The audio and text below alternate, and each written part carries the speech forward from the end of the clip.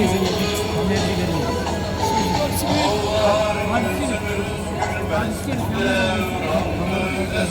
Neyi gördün başkanım? Abi şundan dolayı bir şey hadise. Şuradan bitti vergide başkanım. Başka mühane alamadım.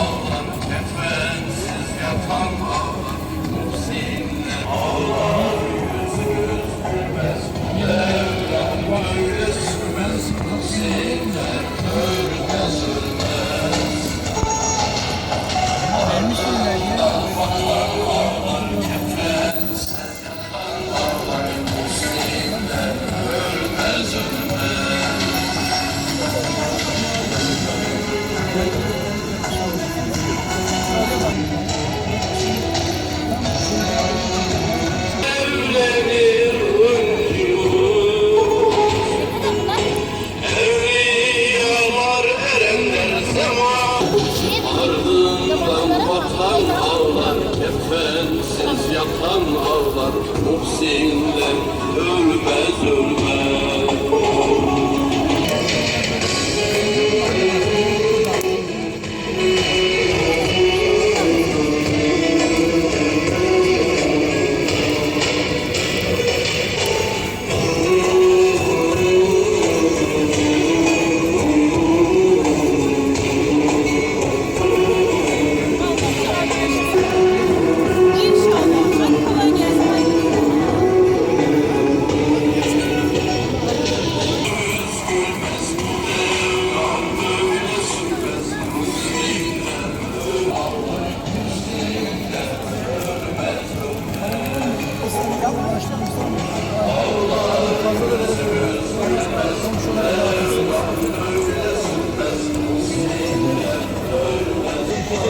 Çok da alabilirsiniz.